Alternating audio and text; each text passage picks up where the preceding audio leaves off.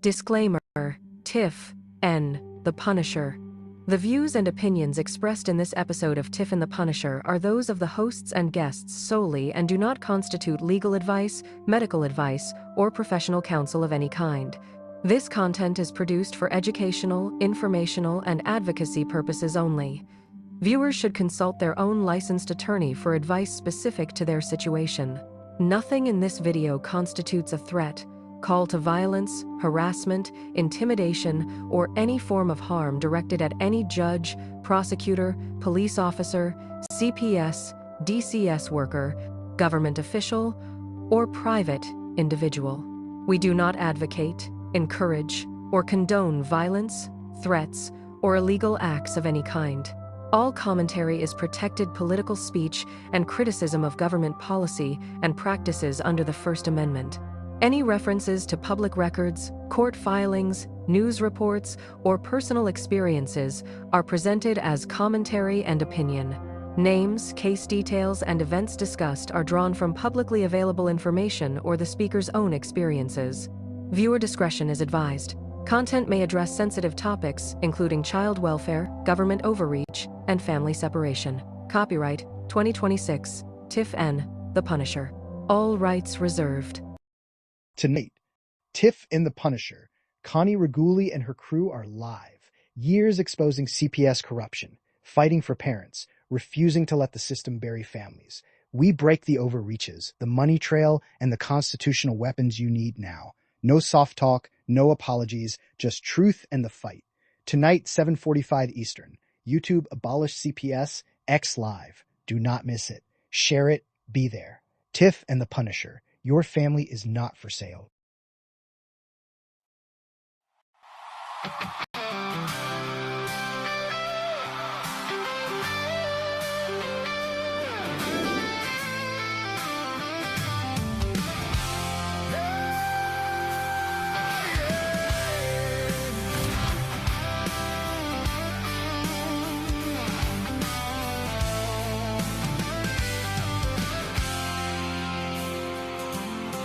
They are taking our kids every day.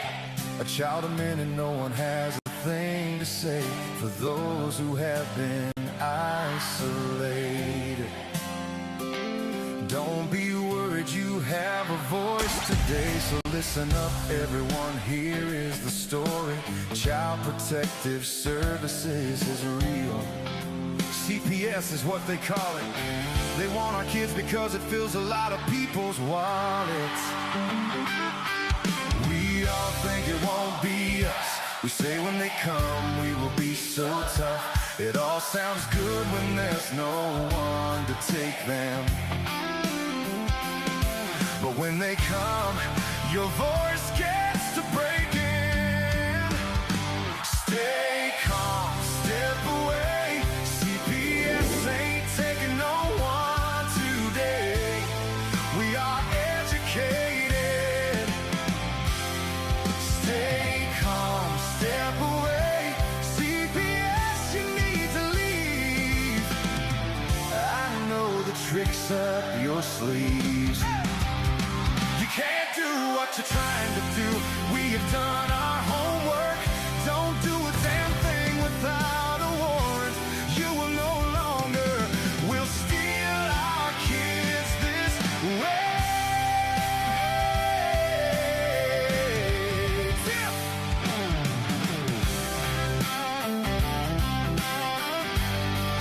Tiff! Tiff and the Punisher have come for the calling. They are giving us the CPS warning. Their voice is loud and clear. We stop losing our kids this year. Tiff wants to fight the entire planet. She's tired of our kids being taken. God damn it. She's been fighting CPS for 30 years, bringing children home from this disgusting mess. The Punisher screaming out loud about a CPS and tear it down. I want all our kids to come back. Look at all those kids' pictures held up by Tiff Tack. Together we are stronger than we need. We will tear down CPS with hot speed. We will do so much being together. Birds of a feather fly CPS, here we come, picking you off one by one. We promise to bring back the family and prosecute the caseworkers unhandily. So give us back the kids you have taken, sending you all on a vacation. The one with bars in the windows and the only games you play are on Nintendo's. Corruption in courts, here we come. We won't stop, it's done. You judges need to learn what you stand for. This is Tiff and the Punisher Warrior. Oh, and we cry out to all of you out there. We need support for a cause that many don't care. Our children are being stolen way too often. So CPS, we plan on doing the stopping. Hey, Tiff. Hey, how's it going? Oh, well, I can lie or I can tell you the truth. Which one do you want? You might as well tell the truth, because my truth's probably the same as your truth. What's yours? I'm doing great. We have some really good guests tonight that are going to talk about some really important things, and we get to clear the air with this stuff. So I hope that there's a lot of people out there that are going to pay attention to what this is, because there seems to be a lot of confusion out here. We all talk about advocating, right? We all talk about this, that, there's some of us that don't agree with calling it an advocate because you might have state laws that say that you can't be an advocate, so, maybe you should change the terminology or something along those lines. But regardless, no matter how you look at it, they're still trying to keep all of us out of the courtroom, right? They don't want us in there helping these people. And that's a fact. So someone's got to do something about it, right? Yeah, but if you look up the word advocate, it means you speak on somebody's behalf, right? Mhm. Now, I'm not saying everybody who speaks on somebody's behalf is doing the right thing. I know that Mhm. I do. Mhm. And my day was terrible today. And I just want everybody to know that this was listen. I have been looking forward to this meeting all day. This is like the highlight of my day. It was so bad.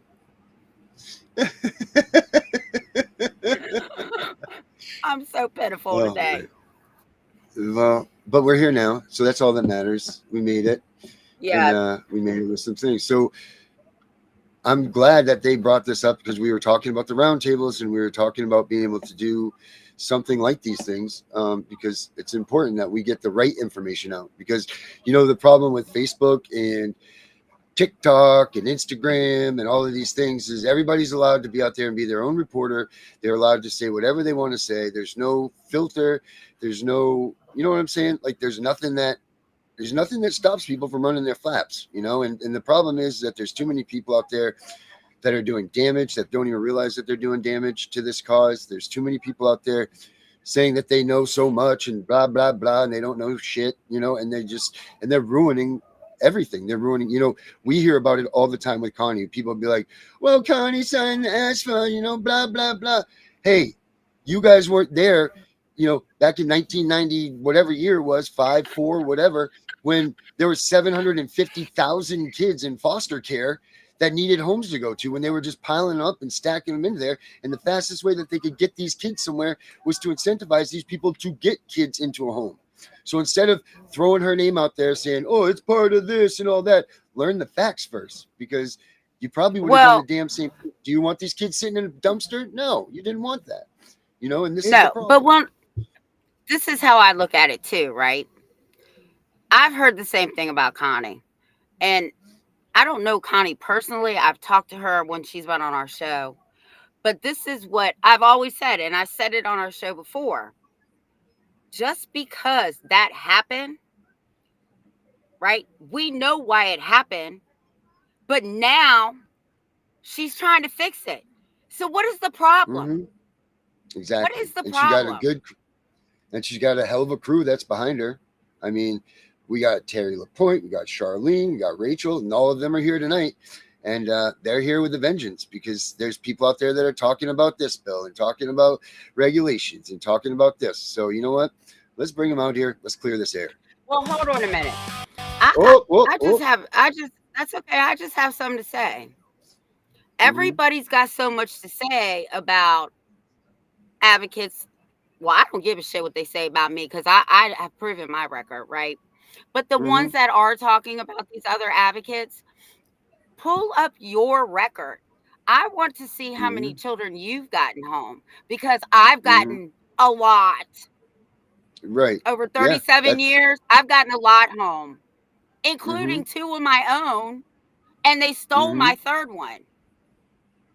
mm-hmm. So before Yeah. people should talk, really, like like like Billy said one day, what's your track record? What's your track record? Mm-hmm. And that Right? speaks Like, for itself. don't talk Mm-hmm, about somebody else if you have nothing to compare it to. mm-hmm. But I'm sorry. Right. Let's bring them on. No, I'm no. going to And shut then up you know what? You now. bring up a great point. You bring up a great point because no one's perfect. And you know what? What people try to do, and if it fails or doesn't work or it works the opposite way, these people aren't running from, these. And I'm not saying that happened with any of their situations, but they're running headfirst into these things. They're running through the halls of Washington saying, hey, everybody, we got to do something. We got to make a change instead of sitting there running their mouths about other people in the movement. And that's what needs to be done. Not worrying about what everybody else is doing, worry about what they're doing, and everybody pay attention to what they're doing because it's the right thing. So let's bring them out.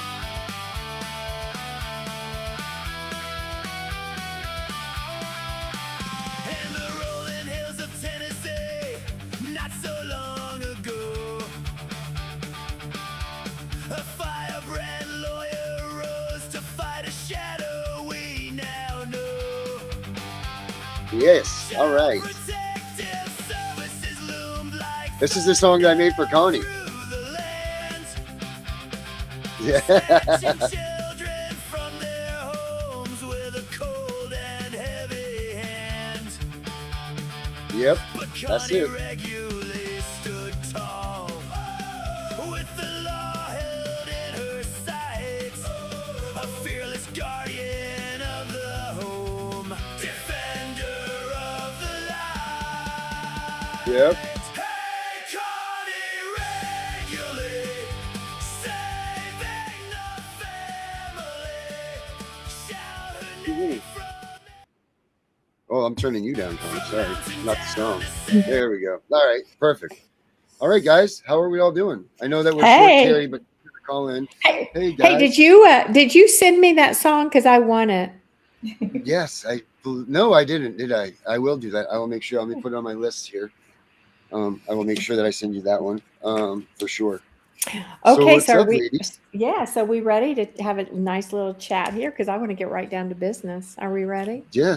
Hey, if you guys are ready, then we can do this. Okay, so I was listening to your intro. I'm not sure. It sounded like something really horrible is going on out there about me from what you said, and I'm like, I don't even know what they're talking about.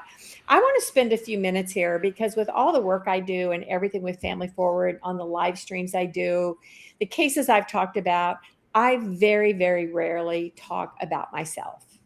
I very rarely, and I do have a resume out there. It's hard to find. And I really want to go back and do that because I think we're at the place that I really want people to understand this. I went back to law school. I went back to college and law school when I was 38 years old. Okay. My family had had a restaurant business. I'd been successful and I went back to law school. I really thought I'd be a small business lawyer. My family had small business immediately. And I'm telling you, the path of God takes you where you sometimes don't want to travel, but you see that's where you're going to end up. And so you just grab onto it. And I was a prosecutor. I prosecuted crimes against children. My very first jury trial was a baby murder. And this was in 1994, 5, 6, 7. And then I went into private practice. Now, I'm going to go ahead and say this because I actually put it out there one time. There's a picture of me with Bill Clinton, and it's like 1996. Okay, so here's the story. I just want everybody to know what it is. So I had a friend. I'm a Republican. I had a friend who was a Democrat, and we were good friends. We just hung out together sometime. He had paid $1,000 for tickets to go to the Clinton Gore re-election opening that they had in Nashville. And he said, "Do you want to go?" I said, "Sure, I'll go." I mean, I just I was just getting into politics, just kind of finding my way around the field. And we went, and with $1,000 tickets, you got a photo op. And so, we had this photo op. So I have put that out there. And I know some people have like, "Oh, look, she was involved in ASFA." Like, no, I had nothing to do with ASFA. However, I practiced law. I started in 94. I went into private practice 97, 98, and was a perfectly fine attorney until I started making noise about how corrupt the system was. And so from 1994 all the way up to 2010, 15 years, never any complaints on me, never any disciplinary actions, never any crazy contempt cases until I started talking about the juvenile system and CPS. And I knew the problems existed as soon as I had a CPS case. So I started tracking all the problems in the system. Now, again, we're talking way back in the dark ages, you guys. We didn't have cell phone.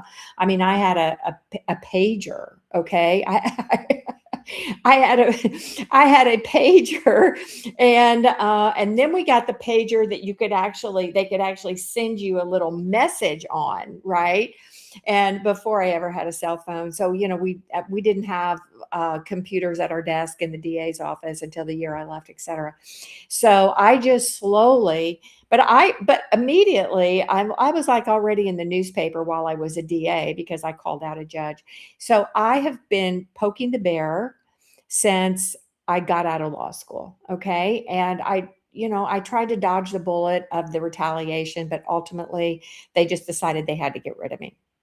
So it took them 16 years, 16 years, 3 fake felonies, 4 or 5 different disciplinary actions before they could finally write a 98-page opinion from the Tennessee Supreme Court that talks about basically, it's really about how I hurt the feelings of the judiciary, only they recouched it. They changed the facts just like they do in CPS cases.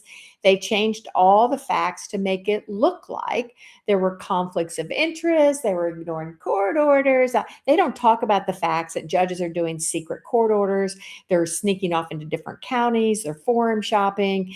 So, and I could get into a lot more details. I have been to the Court of Appeals, probably more in the 30 years that I practice. I probably have more appellate opinions than any individual attorney. I have 2 Sixth Circuit very, very valuable cases establishing the civil rights for parents and children, multiple civil rights cases I took just trying to develop the law.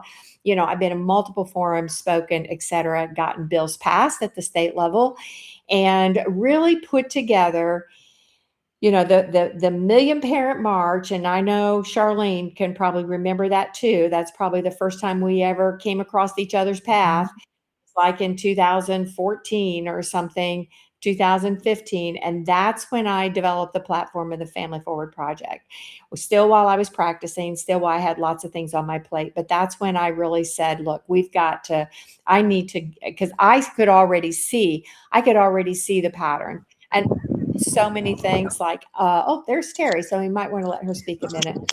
But I did so many things, challenging the laws, challenging the constitutionality. And then the General Assembly would write some other law to cover themselves and give them more power. So, I don't even know what the smack is out there right now. I have so much work to do, and I work with so many parents, and I'm working on new projects all the time. But if you go to Lexis or Westlaw and you type in Connie regularly, you're going to get like 85 cases. So, and some of them are my own challenges, like us having videos in the courtroom, etc. But most of them are representing and defending parents' rights. And I know Terry's got a busy night, so if y'all want to let her pop in and chat for a minute, that'll be fine.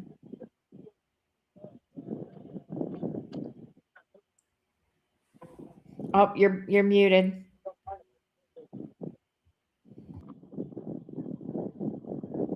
Let's let Terry go, because she's on she's in nice sunny Sunset, Florida, right? Is that where I'm up here in Maine, where it's rainy and cold already? It's I think summer's over with. So let's hear what you got to say, Terry. Yeah, that looks nice. It looks real nice, but she also looks maybe frozen. Oh, wait. Hang on. There she goes. Aha, she's coming. We'll take it. Here she comes. You lost her already. Okay. if she's gone now. If she pops back in, let's let Rachel and maybe Shar go ahead and start it. Oh, there she is. There we go. go. Terry. Okay. Hey, how are you? Okay, sorry about that. Can you hear me? Okay, good.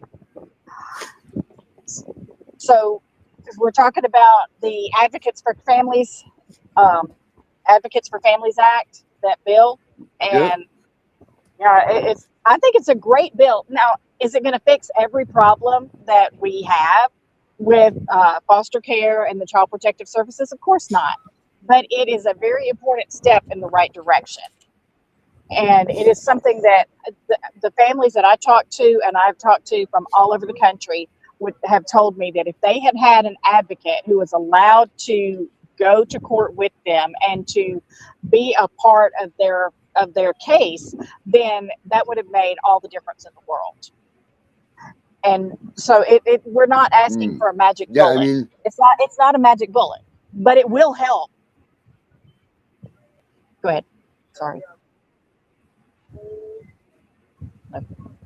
What is all right? So I mean, we went right into it here after Connie. So it's HR 5647. It's called the Advocates for Families Act of 2025. It's backed up by Representative Barry Moore, right? He did that on September 30th, 2025, right?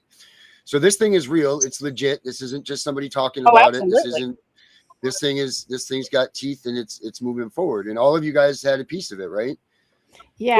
Right. And that was actually the second time it was introduced. It was introduced in 2023 as well, but it was right before the election. So it didn't make a lot of movement then, but there's a lot of people that have been involved in this. A ton of people have gone to Washington, D.C. and talked to legislators and have been working on this for quite some time. And and Terry, we actually just got started, and I was just telling them a little bit about my background. Representative Barry Moore of Alabama, his office said that they wanted to take the lead on it. So they're very supportive. They understand the problems that exist. Yeah. Hey, Terry, can you hear me? No, I guess she can't hear. No, or there's a delay. We'll see. Yeah, I think there's a delay. Oh, okay. Yeah. Can you hear me, Terry? All right. Can you hear me, Terry? She acts like she can't hear me. Can you hear me, Terry?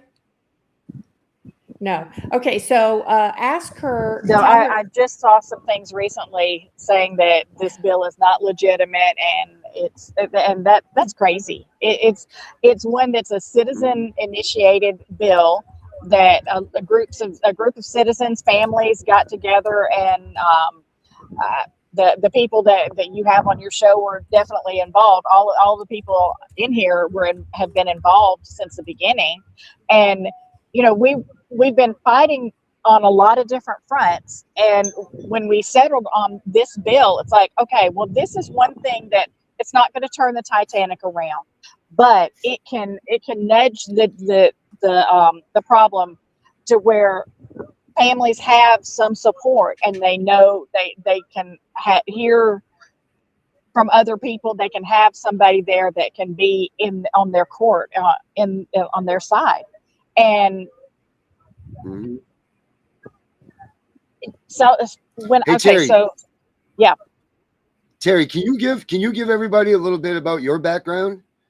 Absolutely. And then how you came about, and how this helps everything, how you've helped everything with what you've done? Sure. So I Right. became an investigative journalist. I was an investigative journalist, and I just saw some stories about Child Protective Services medically kidnapping a couple of kids, and I got involved with a website called medicalkidnap.com and quickly became their lead investigative journalist, covering hundreds and hundreds of cases over a 4-year period from all over the country. And so I had no idea. I mean, when I came at this, I just had seen a couple stories that were concerning, that I wanted to find out what's going on. And so I started going down the rabbit hole, and I would hear these crazy things, and then there would be the documentation. I would see the medical reports. And so medical kidnapping, let me just say what that is when Child Protective Services takes a child from a family, from an innocent family, for a medical kind of disagreement. And there's all kinds of different ways that looks, but it's happening all over America. Rachel Bruno's case is a classic example. That's how I met Connie regularly, because she was the attorney on a story that I was reporting, and so I just got involved, just trying to find out the truth, trying to dig at what's going on, and going deeper and deeper and deeper, and then I started going to Washington, D.C. with Family Forward Project, and moms and dads and parents, grandparents that were just involved in trying to make a difference. And it's amazing, because, when we first got started, it was just kind of like, we would just say, this is a problem, help, please fix this. And then we started realizing, let's find some concrete things that we can put into legislation that will make a difference. And so that's what we did. That's what we honed in on, and we had focused in on the Advocates for Families Act. And when we've gone to Washington, D.C., we've talked to both sides of the aisle, Republicans and Democrats alike, and the response that we would hear is, this is really a no-brainer. This is something that just really is not even a difficult thing. It's like, we don't have that. Why don't we have that? And we should allow this. We're not asking for the moon. We're just asking for an advocate to be there for the families, like you have for a veteran. Right. Veterans have advocates. All kinds of different fields have advocates. And it's just somebody who's been there, who kind of knows what's going on. Many times it's the best advocates are those who have been through the system. I found the best researchers are the parents who have gone through the situation. They've learned the laws, they've learned the players, they've learned what works, what doesn't work. They've learned how the system works, and they can really be there for people and help them understand what it is that they're facing. Because let's face it, many times parents face this whole situation, they have no clue what they're in for. They just know all of a sudden somebody's taking my child away. They're saying all these things that aren't even true about me, and what do I do? They just want their kid back. They just want their family restored. There's a misconception around the country in the public eye that Child Protective Services and foster care is about protecting children from horrible, abusive parents. And that is honestly, that's what I thought until I started digging and doing the research. And I found that nothing could be further from the truth. That the vast majority of the children in the system should not be there. And many of them have family members that could take care of them in the meanwhile, and that's not being done either. But what I see on your show, on my screen in front of me, is some incredible advocates who have done amazing work advocating for families. They don't ask for anything really in return. They are just trying to make a difference and trying to help as many people as they can. And it really takes all of us. because this is a massive problem. I'm on the beach, but I'm here with some other advocates. That's what they do. They're nice. advocating for families and fighting against trafficking. You're having an advocation. An advocation. There you go. Yep. Yep. That's great. Cool. Thanks, Terry, for that. So might as well go up to you. Rachel, you're with Fractured Hope. That's the Mother's Fight for Justice. That's your story. And then Terry, obviously, you know, like she was just saying with you, I mean, how did you fit into this group? Where did you come in and start meshing in and making a difference with them? Yeah, so my case happened in 2015 in California, where both my babies, 7 weeks old and 20 months old, were seized by Child Protective Services because my 7-week-old baby was injured in the care of his nanny. Now, she didn't tell me. I just woke up to a screaming baby, and she showed me an empty bottle, and she said, "We just fed him. I just fed him. He's really gassy." And I'm like, okay, 7-week-old baby gets gassy, fair enough. So I told her to go home and I would take it from there because my baby was screaming. I mean, that kid was not settling down. And long story short, 6 hours from that point, no eating, no napping. I mean, I could not make this kid stop crying. I called the pediatrician. I'm like, I need to see somebody. And they're like, we don't have any availability. I'm like, he's been screaming since 4 o'clock in the morning. I need to see somebody. And the receptionist said, okay, take him to the emergency room. So I hop in the car, emergency room with my 7-week-old, my 20-month-old, and my mom. We get to the hospital. We see the doctor right away. And I get the diagnosis that my 7-week-old baby has a cranial fracture and an intracerebral blood hemorrhage, and that he was going to need emergency surgery right there. Doctors are giving me the liabilities. Are you against blood transfusions? Like, I don't care what you have to do to save my baby, save my baby. So, I mean, my mind, you know, is spinning. The surgery took about 4 hours. Neurosurgeon comes back, says, you know, he's stable. I'm like, is he okay? Is he going to be brain damaged? Like, what happened? And he tells me, we don't know whether he's going to survive the next 48 hours. Hey, he's in a medically induced coma right now. He received 3 bags of blood during the surgery. He was having 15 seizures an hour. So, but he's stable. I will take you to the PICU. So again, I'm just getting all this information, right? I'm trying to hold it together, keep myself together. My 20-month-old baby's there. My husband was out of state on a business trip in an airplane. So I'm by myself. I go see my baby, you know, seemingly lifeless at that hospital, had tubes coming out of every orifice you can imagine, the machine's beeping. And I just say a prayer. I'm like, Lord, I don't care if I have to dedicate the rest of my life to take care of my baby, I will. Just don't take him away from me. And I had peace at that moment. Then I went into logistics mode, right? My baby is here. My mom is here. Obviously not leaving the hospital. My son, I give him a goodnight kiss. He goes to sleep at grandma's house. I texting my husband. I'm saying, you know, what's going on? And he comes straight from the airport to the hospital. But while we're waiting for that, I hear a knock on the glass door, like the one behind me. And it's a man in a uniform and a woman with a clipboard. And he says, Miss Bruno, can we speak to you? And I said, yes. And he says, what happened to your son was worse than getting struck in the head by a bullet. And I'm like, okay, what does that mean? And he says, we want to help you. Will you help us figure out how this happened to your son? So in my mind, you know, bullet to the head. Are you accusing the nanny of having tried to kill my baby? Like, what would a bullet to the head do? Right. Right. And in my head, I'm thinking, of course, it's the nanny. They know it's the nanny. They're asking me for help. Little did I know I was prime suspect number 1. Right. And that they are writing a criminal report against me while they're interviewing me without informing me of any of my rights, without informing me that this is a child abuse investigation, without informing me of anything. That very night, they showed up at my mom's house at 2 o'clock in the morning, and they seized my 20-month-old son.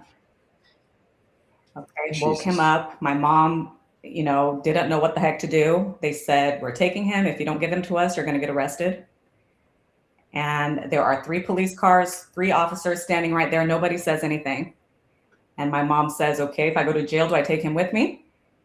And The social worker says no, he's going to go to foster care. And you're not going to be able to care for him because you're going to have a criminal record. So my mom didn't know what to do at that point. I was asleep in the hospital.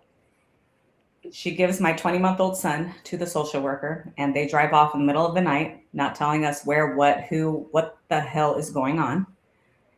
I wake up that morning. My husband has this blank stare on his face. My first instinct is to look at the baby. He's there. He's alive. And I ask him what happened. And he tells me they took David. And David is my 20-month-old. And I'm like, what do you mean they took David? Where? Who? They lied to me. And he said, yeah, that's not what happened. So I start calling lawyers. I had to call about 10 different lawyers until I found one that would take CPS cases. Every family law attorney I called, nope, we don't deal with CPS, call so-and-so. Nope, don't deal with CPS, call so-and-so. Finally got the guy, and he told me, come to my office. I get in there, I'm like, where is my son and where do I go get him? He tells me, sit down. You have no idea what you're in for. And I'm like, what are you talking about? They can't just come in here and take my kid. And he's like, yeah, they can. And I'm like, what happened to our Constitution? What happened to innocent until proven guilty? What about the nanny? What the heck is this? And he's like, what happened to your son is criminal. Okay, you are facing 15 years in jail and $100,000 bail if they decide to charge you. Oh my God. If I go into that courtroom and I ask the judge to give those kids back to you, they're going to pull this up. He already had the criminal investigation in his hands. And they're going to say, Your Honor, this woman is under criminal investigation. You are placing the children at risk by giving them back to her. And if that happens, your children are under 2 years old, nonverbal. They can be legally adopted by the family, by the foster family, if the case lasts longer than 6 months. And they will make it last longer than 6 months.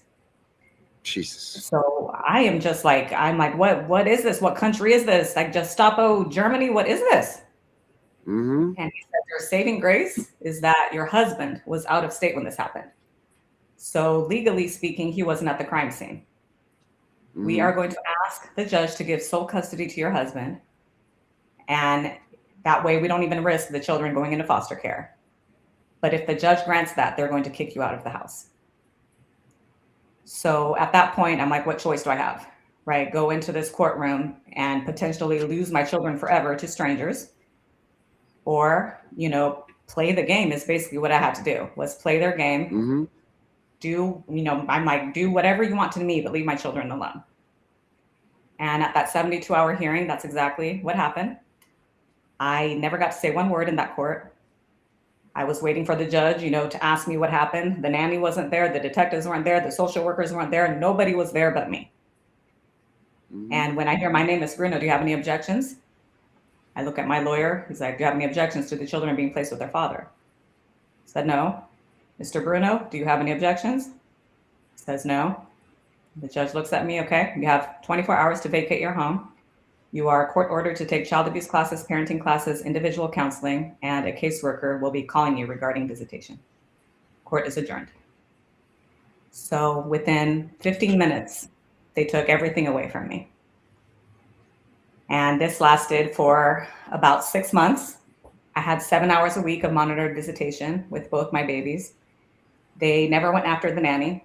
I had to get a private investigator to see if we could find anything. We were preparing for trial. I found out that she was married to a police officer.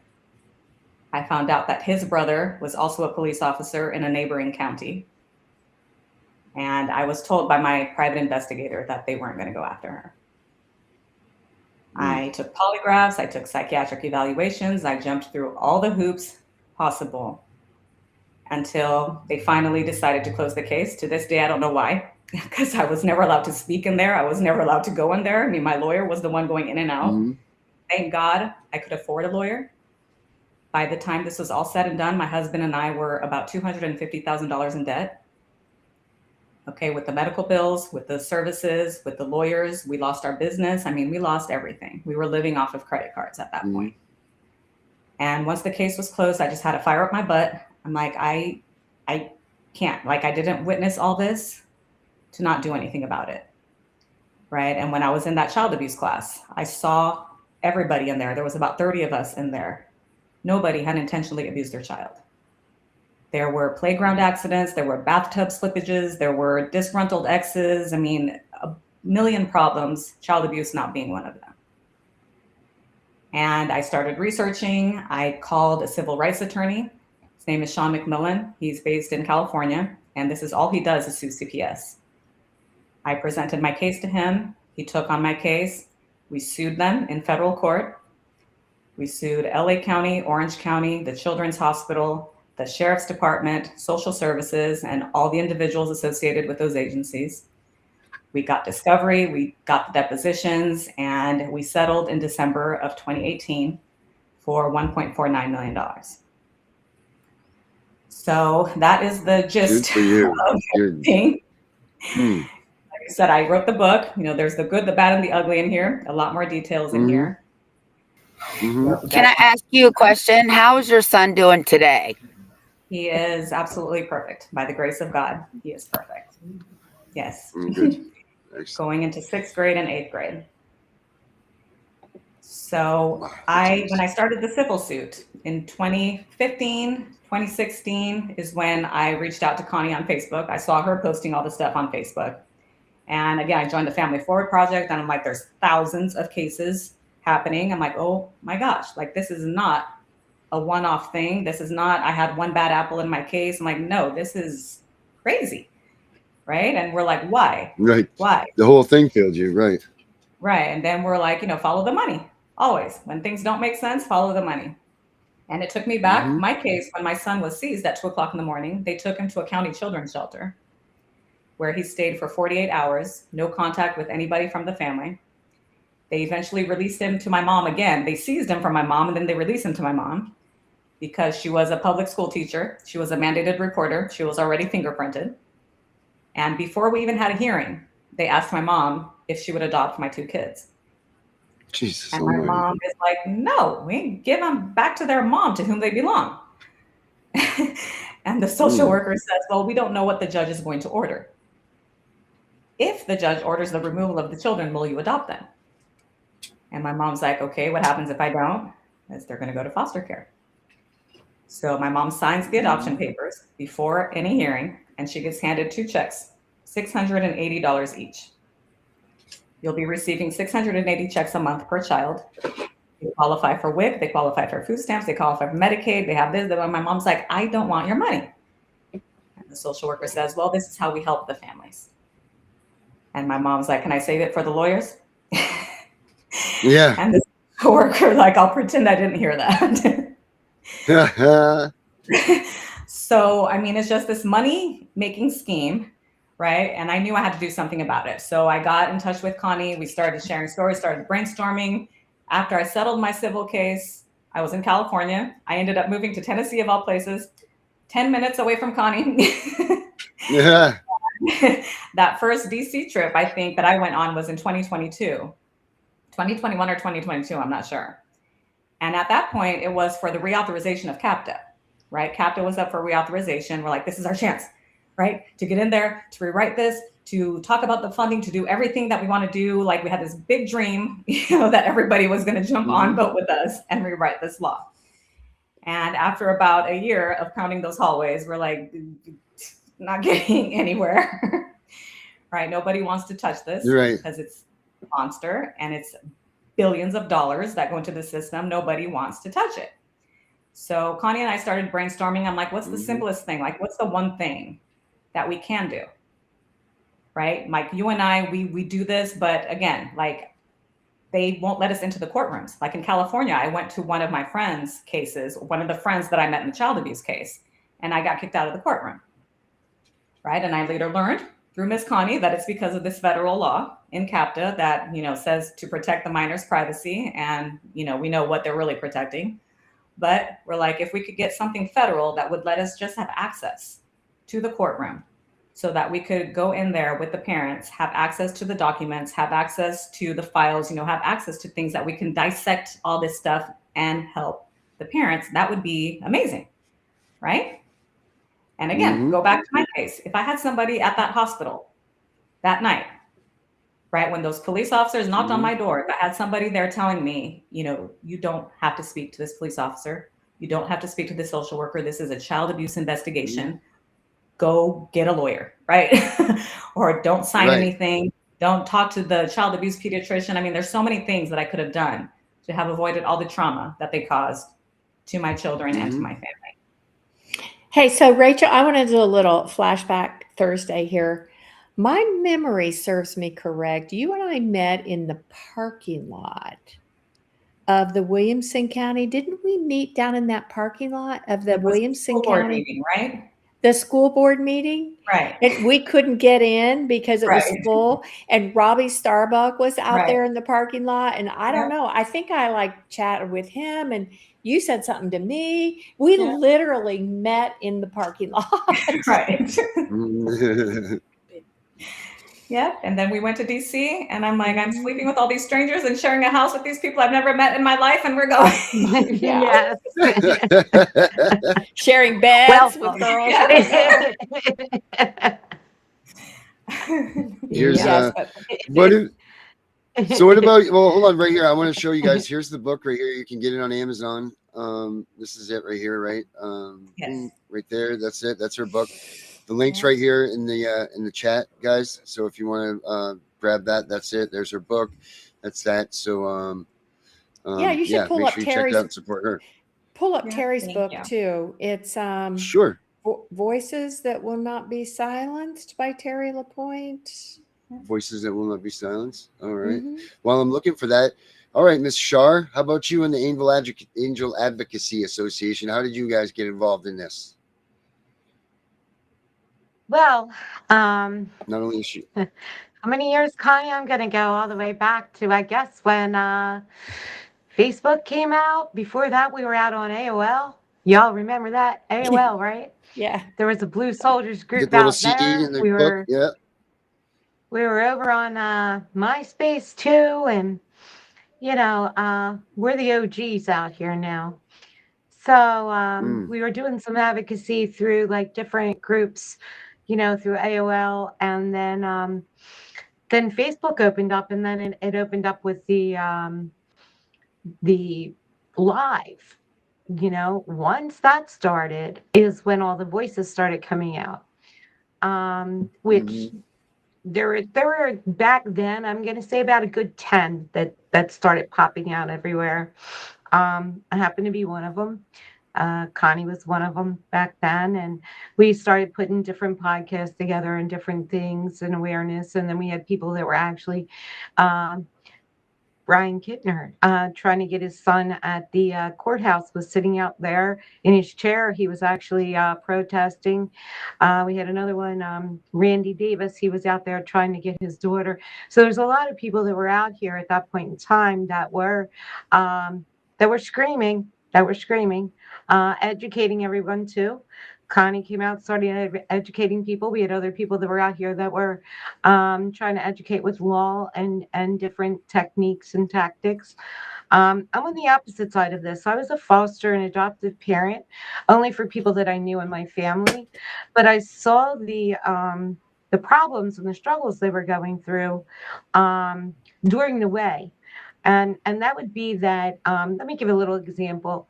I had one case where we had people that were fighting over a parking spot. And mom had 6 kids. She was working 2 jobs, trying to take care of her family. And we got they got in a fight with the neighbor. And the neighbor decided, enough of this. I'm calling CPS on you, lady. So within that, the CPS came out, and here's what we were dealing with at that point in time. There was dirty dishes. There were clothes that were dirty. There were toys all over the floor, but there was food in the refrigerator. So to me, that showed they had clothes to wear to be dirty. They had dishes dirty, so somebody cooked for them to eat. There was food in the refrigerator, and they cared enough to buy them toys. Okay, where's the problem? So if mom needed help just cleaning up her house, then why didn't we just have a service to just go in and help mom that was working 2 jobs to clean up her house, opposed to taking 6 kids because of that? Obviously, she needed help. And there are church groups that do that, or different volunteer groups and stuff like that. But that kind of, to me, was an eye-opener of what they can do just from something like that. We all didn't grow up perfect. I grew up a lot of brothers and sisters, a lot of brothers, I should say. Our house wasn't clean all the time. We always had food. We always had clothes, roof over our head. And I just feel that I call it set up the fail system. They set these parents up to fail, and it's enough of that. We have to all stand together out here. This bill, I will say, is it's a start. It's just a start for us to hopefully get our foot in the door so that we can express ourselves more up in the higher levels, to point these kind of things out on prevention and reunification, money that has to be put into the system as not as an opt-in. We need that to be mandatory. Not that you can opt in on that part of this pie, of this little bit of money that they're putting in that part of it, right? So there are a lot of things that still need to be changed or still need to be reformed. And we've been here a very long time, punching through every loophole that we could possibly find, and bring that out to people too, that, listen, we found this out. We want you to see it. So we all doing together. So behind Family Forward Project, I don't think people realize that if you are attacking or going after one of us, including Connie regularly, you're coming after 70,000 of us. Okay? We are 70,000 strong for a reason. And that is because something must be working. Me say that again. Something must be working. Okay? No matter what it may be. There's always a little bit of something for everyone in there. Connie, I don't even know how many years Family Forward's been up. I know I've been behind it now since, I think, 2015. So that's 11 years. Okay. I have to comment on something, because what did you just say? You said the system sets parents up to fail. Absolutely. I was featured in an article, and the very first article of the newspaper article says, it's all a setup to make you fail. Parents struggling to keep their kids. The article's right there. She took my words, and that was the first thing of the article. So you're absolutely right. That was the very first thing that I told this reporter. Yeah. And it's true. Well, and not only that, if you look at how they set up the new bill through the foster bill through Melania, what they did was, on that foster bill, is the preventive services are there, the reunification services are there, and the foster is in the center. On the preventive, the money is like maybe 1/8. Foster services in the center is like 80%. Reunification on the outside of it may be 10%. The pie is not correct. It should be 33, cares about the other 1%, figure out what to do with it. Okay. And it shouldn't be an opt-in in each state. That should be mandatory. So here's the thing. If they opt out of that service, meaning prevention, or that service of reunification money, right? But they opt in on foster, I make a phone call and I say, I need help. I need your services. And then I'm thinking, you're coming out to me with this form that I can fill out because I might need food, or I might need a bus token or something, right? Or some help with my rent. And you think that that's what they're there for. No, if they did not opt in, and therefore there is no form to give you, there is nothing to fill out, how they will help you is they'll take your child into that foster care. Okay, there's your help. So just be careful of what you're asking for, because if your state did not sign in for those forms, there is nothing there for you. Guys, Right? let's go. So, let's take a 2-minute break here, guys, and then let's come back and let's start really breaking into what you guys got going on. Sound good? Perfect. All right, let's do that. We'll be right back, guys.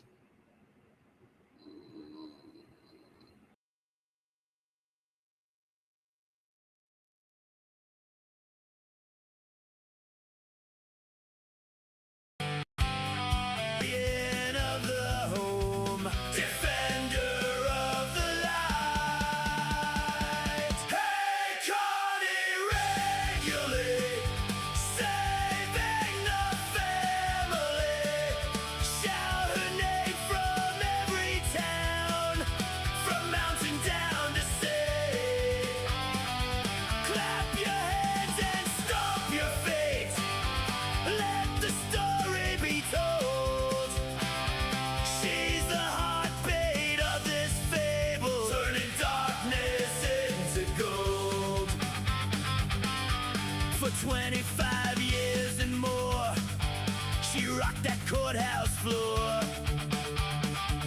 defending mothers' sacred rights above the system's roar. A warrior in the battle, she challenged every claim. Immunity for tyrants, she called it by its name. They tried to break her spirit, but Connie would not bend. Connie, regulate. The families would chant again. Now oral arguments are rising, echo loud and clear. She's forging new protections, so no child lives in fear. From 90s fights to modern days, she never walks away. She circles back the broken hearts and lights a brighter way. One brave voice against the dragon, cutting through the lies. Connie, regulate the victory battle cry. In this American fable, the message rings out true. One soul with steady courage can stand for me and you. When families face the tempest, when justice feels too far, just chant for Connie regularly. She is our guiding star. Hey, Connie regularly, saving the family. Shout her name from every town, from mountain down to sea. Clap your hands and stomp your feet. Let the story be told. She's the heartbeat of this fable, turning darkness into gold. So chant her name. Tonight on Tiff and the Punisher, Connie Reguli and her crew are live in the building. Years in the trenches, exposing CPS corruption, fighting for parents, refusing to let the system bury families. We break down the overreaches, the money trail, and the constitutional weapons you need right now. No soft talk, no apologies, just the truth and the fight. Tonight, 7:45 Eastern, YouTube, abolishcps.x, live. Do not miss it. Share it. Be there. Tiff and the Punisher. Your family is not for sale. All right, we're back. We are back here somewhere when I find us. Here we are. What's up, everybody? We're back here. Just take a little break there. We're here with Connie and her crew, and we're talking about their bill that they're doing. Why don't we just start? First of all, well, let's say this. Let's say that bill is real. It's really in Washington, and people are really looking at it and really trying to pass the thing. So we just validated that whole argument, so we can push that one off. where do Yeah, we and begin? So, actually, well, and yeah, go- if you would go to congress.gov and pull up HR 5647, if you sure. can find that, that'll give people a little bit of a idea of where they can go, and they can pull the bill, they can share it, and we're going to talk about what we want people to do to help us. I'm going to talk. I know I talked a little bit about my history and advocacy. I do want to touch Mhm. on two more things that I do. So I do ongoing advocacy, and I'm going to, without giving names, I'm going to describe a couple things that we have done that have worked. And also I'm in the place where I'm trying desperately to educate state lawmakers, because I'm going to tell you the absolute truth that state lawmakers do not understand this system. Okay. They just think, oh, those poor abused children, we have to write a bigger check.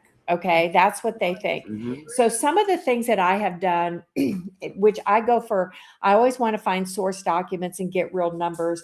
So one of the things I did this year, and I know you won't be able to read it very well, but what I have right here, this multi-page document, is called a tags report. And this is from HHS, and it's interactive. Anybody can go do it if they want to. But I went to the tags report and I searched for Tennessee Department of Children's Services. This is every dollar that has been shipped to the state of Tennessee since 1996. Okay. So once you get it and you go through it, it is all coded. But if you understand the system, you can kind of understand what those codes are. But I characterize the funds that were sent as either adoption money, foster care money, guardianship money, prevention money, or incentive money, which the incentive money, I know most of the people probably watching this understand what it is, but the incentive money is the bonus check that goes to the state agency when they adopt a child out to strangers. So here are real numbers. Now, this is just the state of Tennessee. You can multiply it times 50, and it is increasingly growing. So it's getting bigger and bigger. Plus the state budgets are getting bigger. So there's more money at the state level. But here's the information that I got. And I'm going to hold this up close. I don't know if you'll be able to read it. Okay. Do you see these numbers right here? Oh, you can kind of see it. Okay. So those are adoption, foster, and guardianship. So adoption was 178,081,580. Okay. Foster was 1,219,000,000. So you can see already that the adoption money, y'all, listen closely, has outclimbed the foster care money. The adoption money has outclimbed the foster care money. That's because you put a child in foster care and then adoption at 6 years old. You may have him in foster care for 2 years, but you get the adoption check for the next 10 years. So, and your state legislators, y'all out there, listen to me. They have no clue. They do not understand adoption incentives. They do not understand adoption per diems. And I need, as a Family Forward project is taking this next step forward, we need state level advocacy so you can learn to talk the talk and walk the walk and be able to go to your state legislators and do something similar. Another thing that I wanted to do is I found out that the form that is sent from the state to the federal government is called a CB 496 form. And so I decided I wanted to do an open records request to be able to get those forms, because I wanted to see for myself what was the state asking for. And I wanted to also get the reports on the missing children, the children who were harmed or died in DCS custody, the capital investments that they had made basically for locking kids up, and some budgets reports and license agreements for non-traditional homes. Okay, so I sent a letter. I sent a public records request, okay? This is a letter I got back from DCS, and here's what they said. The department estimates that it will take 57 hours of staff time at a cost of $3,999.82 to respond to your request. Okay, so you can go look at records and they can't charge you. So I went to look at the records. They mixed them all up. They made it very difficult for me. So what I have been able to do, I have been able to talk to state legislators who will do those requests, and they cannot charge a state legislator. So I had a state legislator ask for those CB 496 forms for 8 years, 2018 to present, and we got this notebook full of CB 496 forms. And so from that CB 496 form, I was then able to create some spreadsheets. I don't know if I have those here. Oh, I do. Hang on. I want to show you, because I spent this time, and guys, look, this is work. Okay, there is a lot of work that's involved in this, because I took all of those spreadsheets and I put them into Excel sheets that look like this. Okay, so that these Excel sheets could be analyzed with, and I sent these with an executive summary to all the members of the General Assembly. And here's just a couple of interesting things that I found for Tennessee DCS. Now I'm telling you, oops. Oh, there you go. Thank you. The trends are the same all over the country. So if it's happening in Tennessee, it's happening in your state as well. And here's one of the key things that I found. There was a specific entry for provider and agency management. What that meant was, instead of managing their own foster and case management, they started farming it out, contracting it out to private providers who may call themselves a nonprofit, but they're not nonprofits. One of our nonprofits in Tennessee, called Youth Villages, is paying the CEO $1.5 million a year off the backs of our children. So this showed that in 2021, that cost for managing third-party foster care companies was $1.5 million, and it has gone up to $2.5 million. So everything about the system is broken, everything. And we have to educate the people who are responsible for signing those checks, approving the budgets, putting the commissioners in place, studying the audits that are going on with these agencies. And that is a very proactive thing. Okay, so let's keep that pocket in mind. And now the other side is advocacy. And I want people to understand that, because the Family Forward Project's ongoing advocacy includes a system-wide advocacy. Okay, so system-wide advocacy means to look at the system, not just one case at a time. As I practiced law for 30 years, I finally got to the point where I would say, I can't change this system one case at a time. And as advocates, no matter how good we are, we're not going to change the system one case at a time. Now, what we want to do, what we hope to do, is every family that we help, we want them to become an advocate at some level. Okay. They can be a personal advocate. They can be a system advocate. They can just want to work with the legislature. They can pick a specific issue. You know, Terry's issue is the medical kidnapping. And, you know, she's worked with legislators. And of course, she helped with the advocate bill as well. But people may have one specific issue they want to work on, which is fine. We just want everybody to go to work. And so, you know, some people feel overwhelmed. They feel like they're not capable, but there is something they can do. If we want to change this, every day when you get up, there has to be one thing that you can do. So at the advocacy level right now, just for an example, I'll give you a couple of hands-on examples. We have a mama in East Tennessee, and she has had a lot of babies.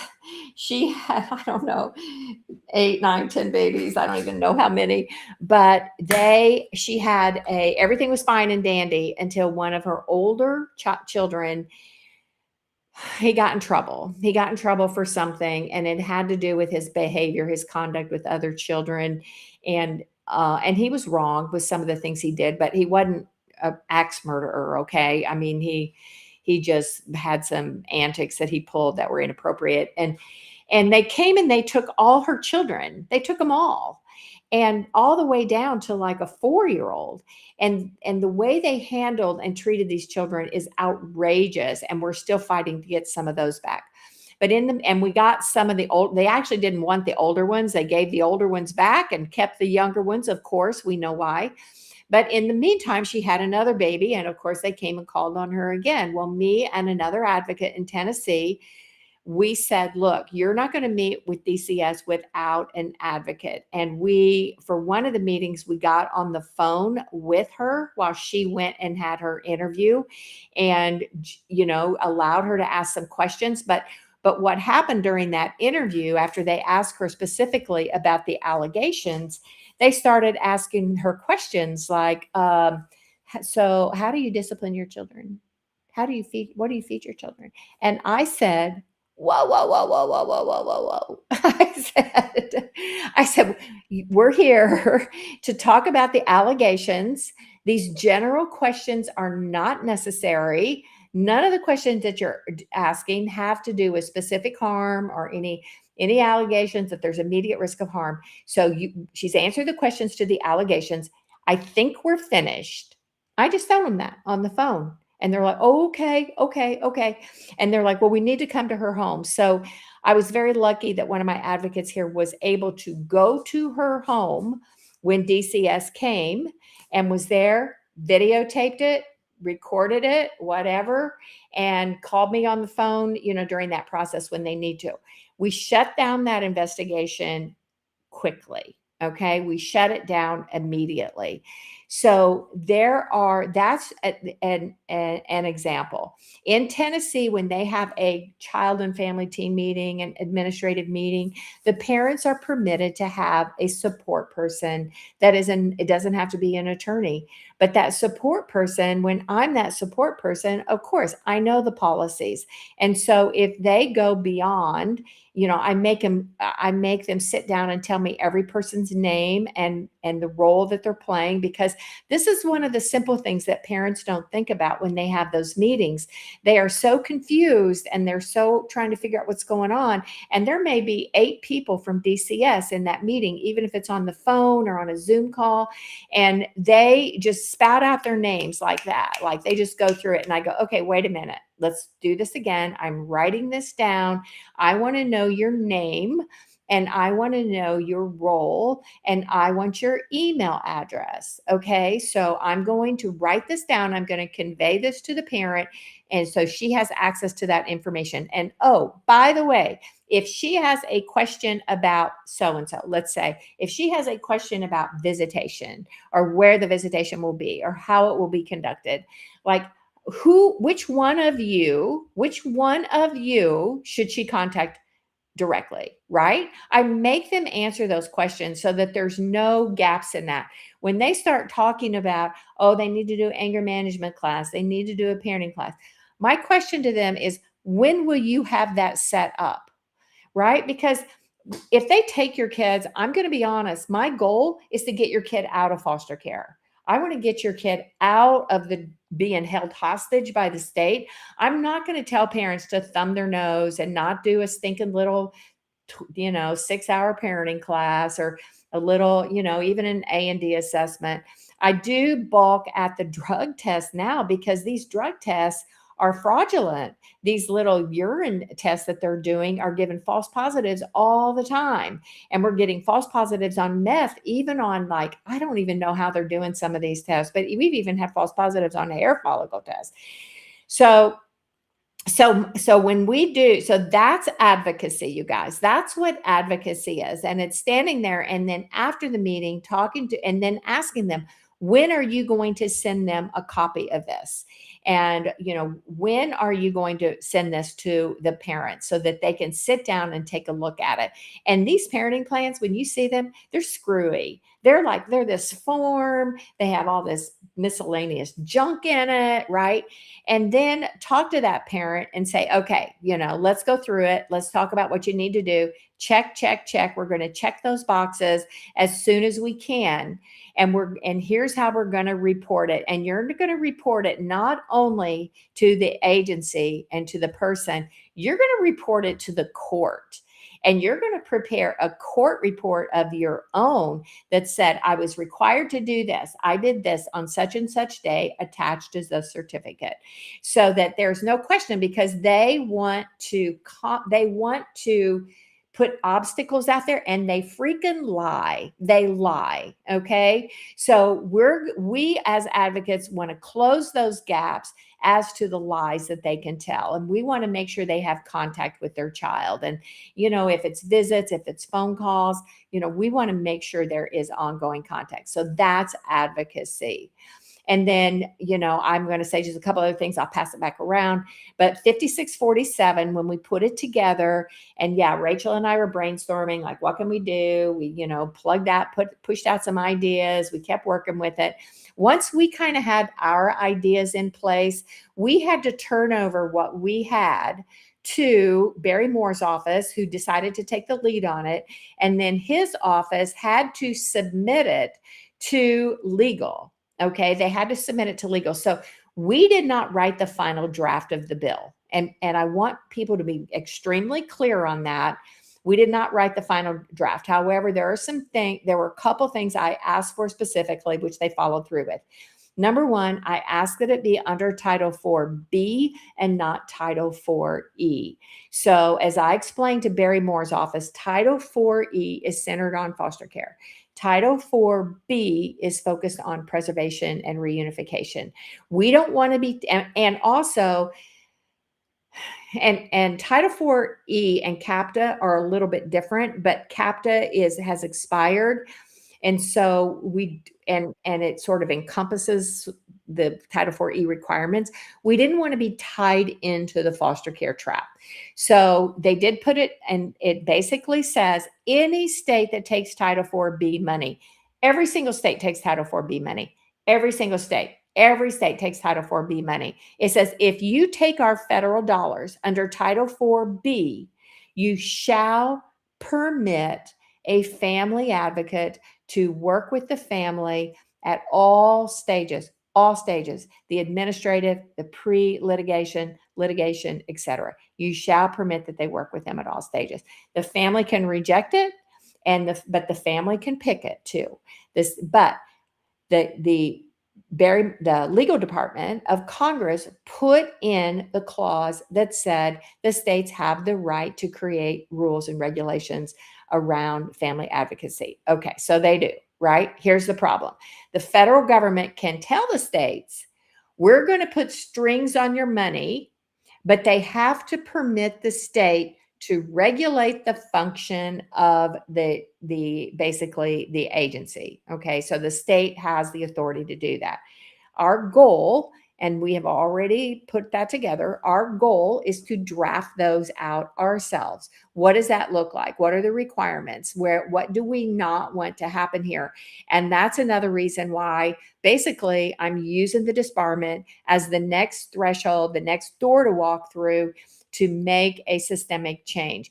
You cannot do it as an attorney. And Rachel, I know, can attest to this. When I go in and I talk to members of Congress and I talk to these people in the offices, and I tell them, I says, you know what happens when you get a room full of lawyers?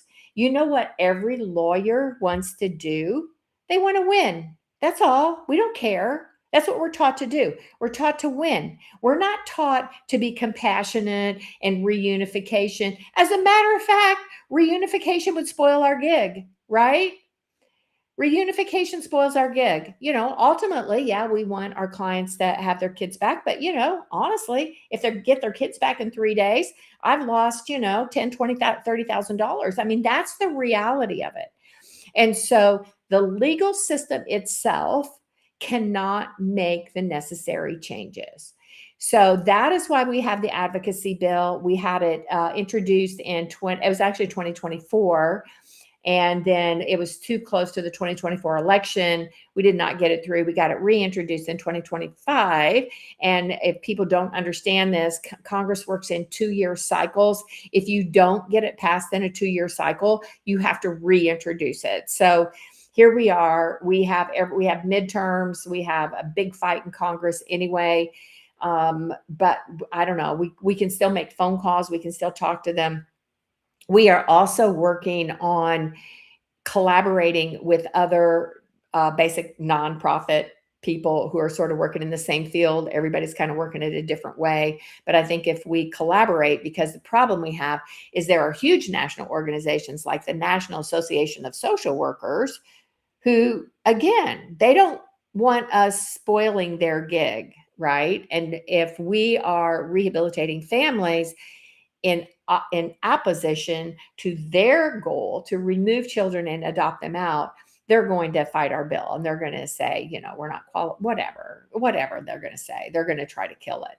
So let me pass the floor now, pass the mic to somebody else, and y'all put your 2 cents in. Honey, I want to say something coming off of what you were saying on your Tennessee case, and I'm going to show how unity kicks in with the advocates themselves. Connie had a family that she had gotten home, and then Rachel, you and I got in a chat, and we were someone had said that these children needed some things.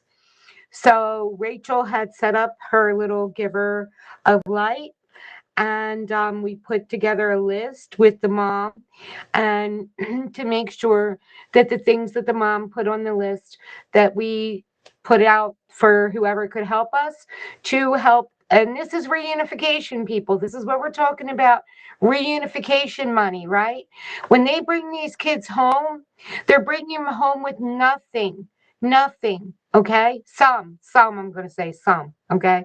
Because some foster parents think that the things that are bought for the children belong to the house in case they get another child. It goes to that next child, right?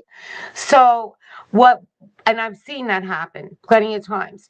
So we want to make sure that people know that when CPS brings your kids home, they're still holding on to you for 60, 90 days, right? And they're waiting for you to slip up.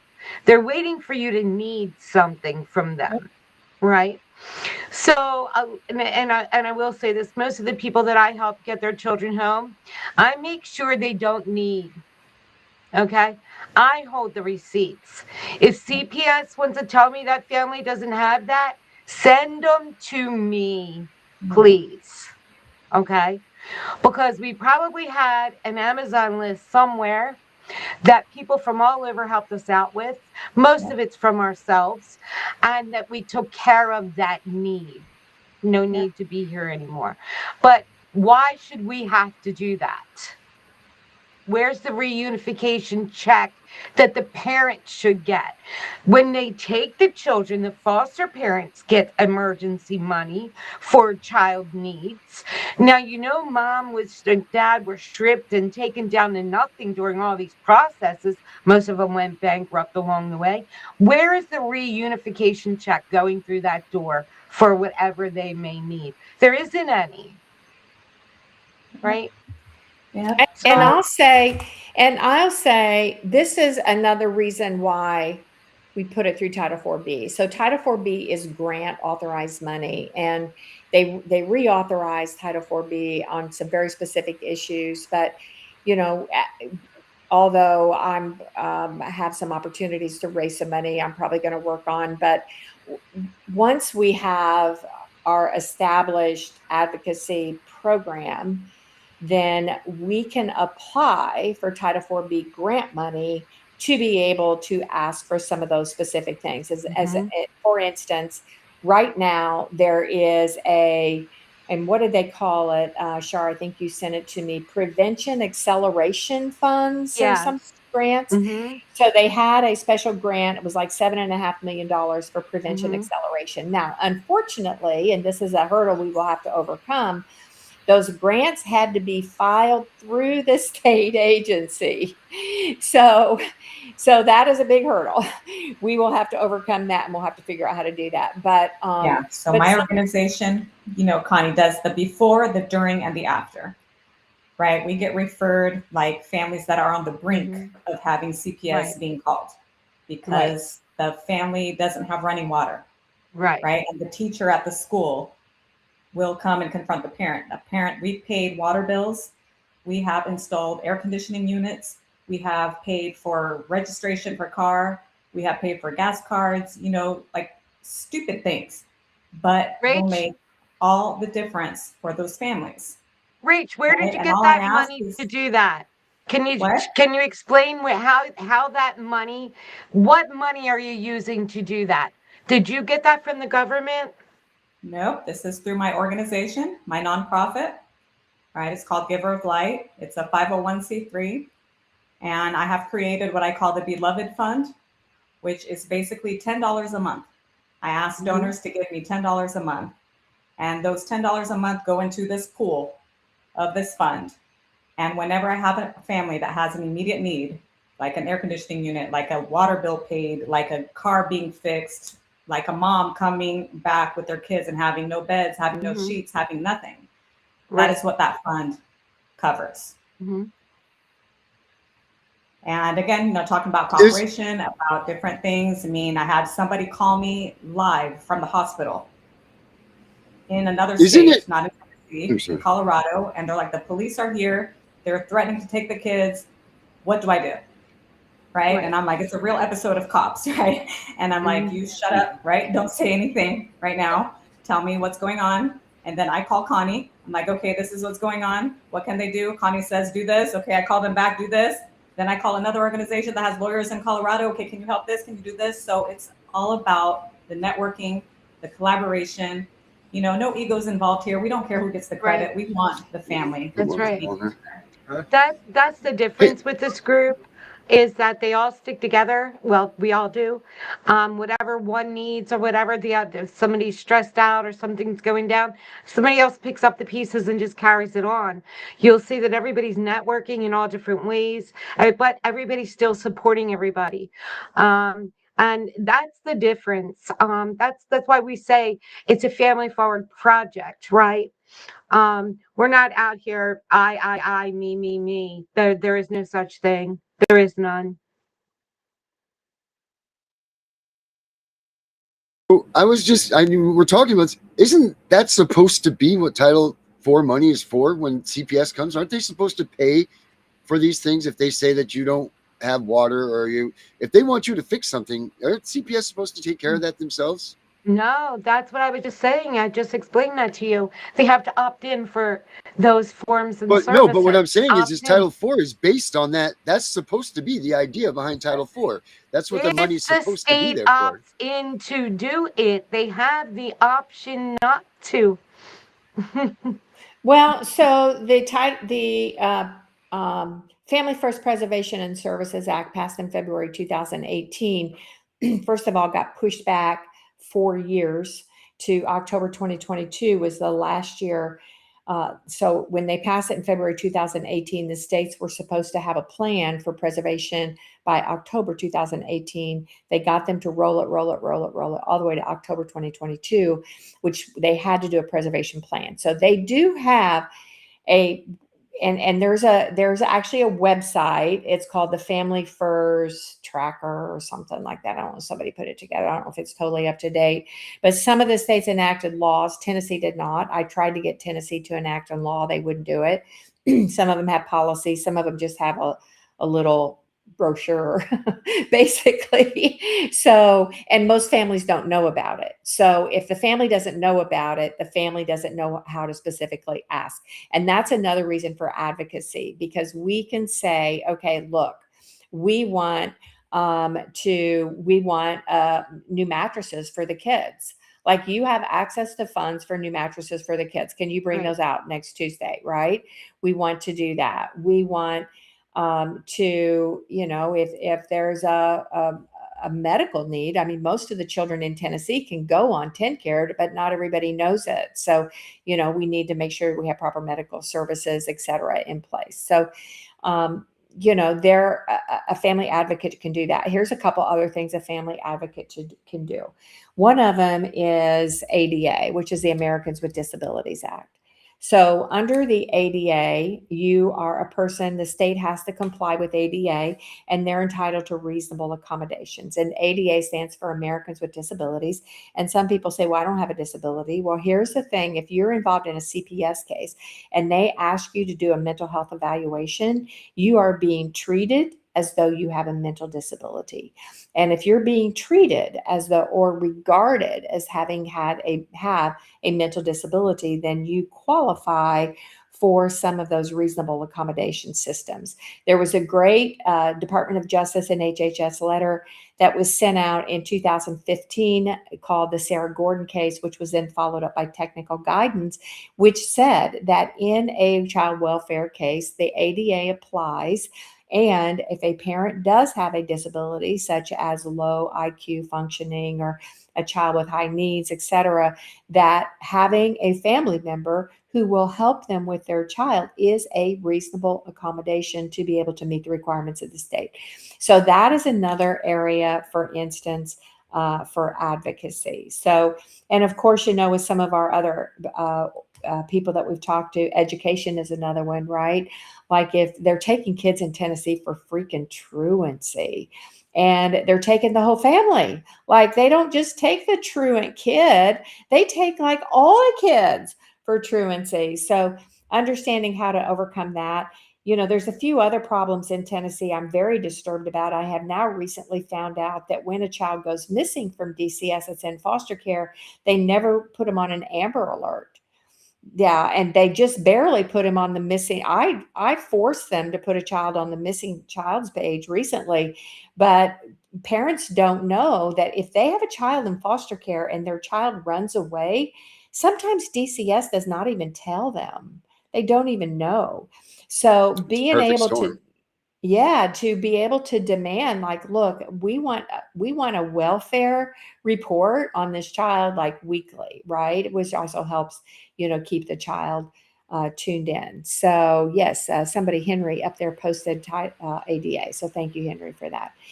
So that's another area. So Connie, the devil's advocate here. Yeah, sure. One of the things, that we've heard concerning the bill is that the states are going to regulate advocates. Like, what is your response to that? Like they say, do we really want the government again regulating us? Well, we're not going to get the bill passed in Congress without that requisite requirement, because there's only certain things they can do. That is something that we just have to fight and control. It says rules and regulations. It doesn't really, whether they, I hate that the state tries to license everything, right? Like, because of the way they control licensure. So, that'll be an issue that we'll work with. But I honestly think, I will say this, the American Bar Association, I'm going to add a couple things.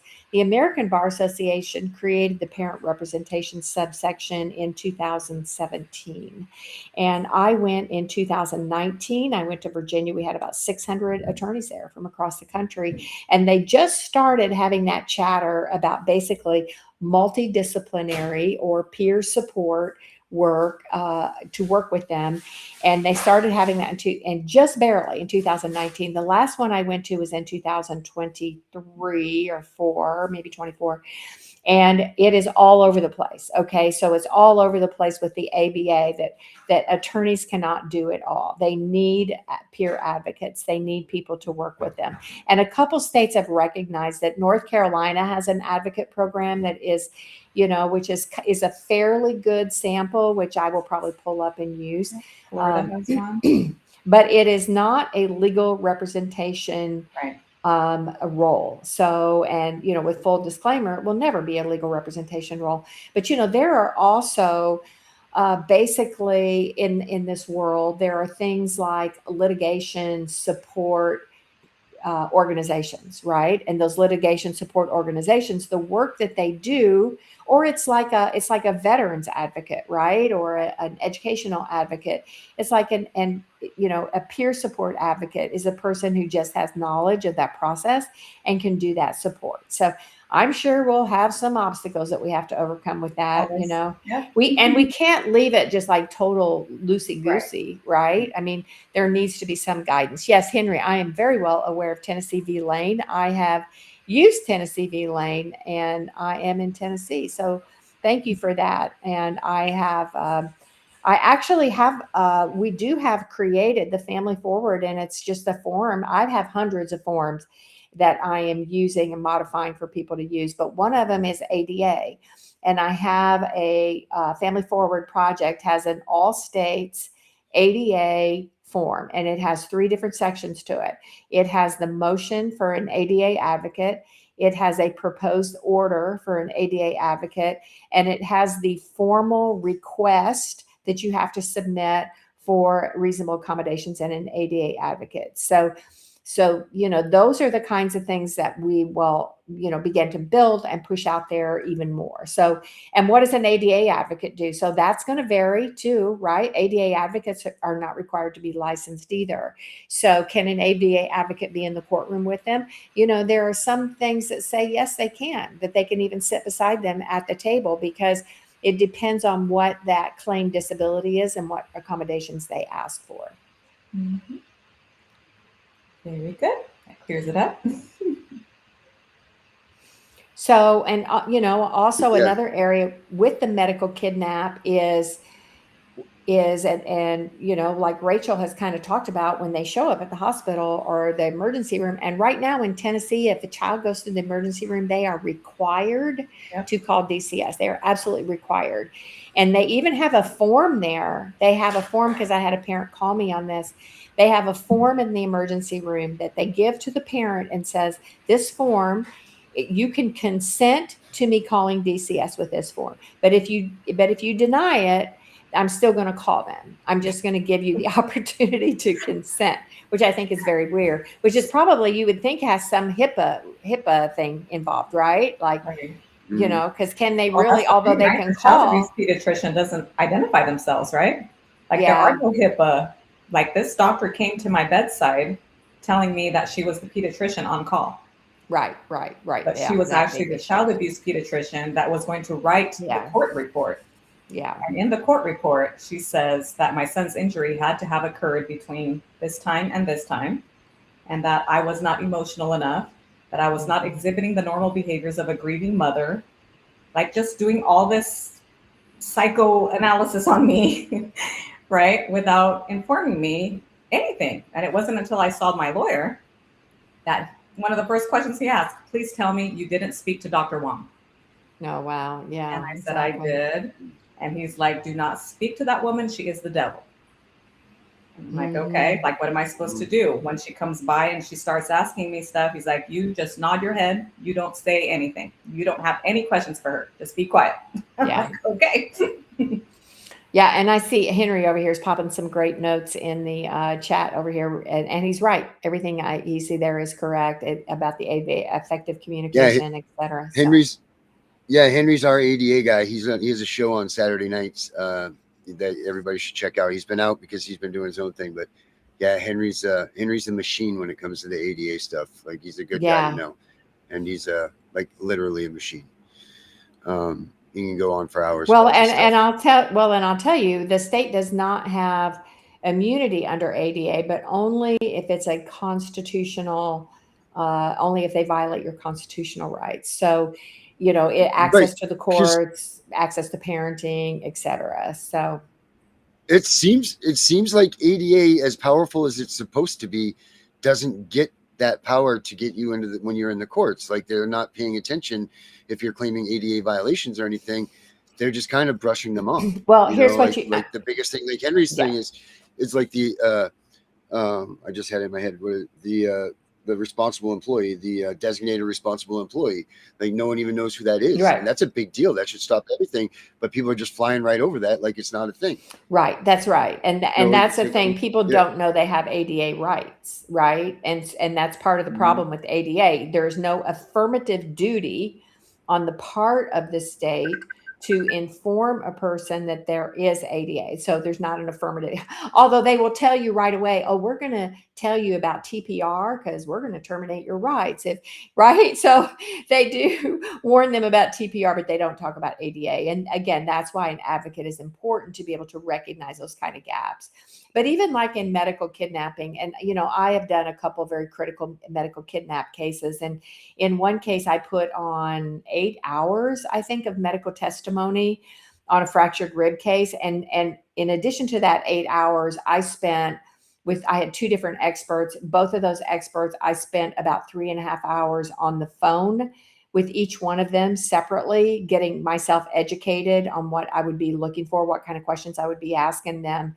And also I spent about another, probably 4 hours. One of the doctors sent me tons of research articles, a whole notebook full of research articles that I read. And then, I looked at the medical records and the x-rays. Okay. So all together in that case, between presenting the medical evidence, doing the depositions, preparing, interviewing the witnesses, looking at the medical records, I have a 4-inch notebook on rickets, basically infantile rickets.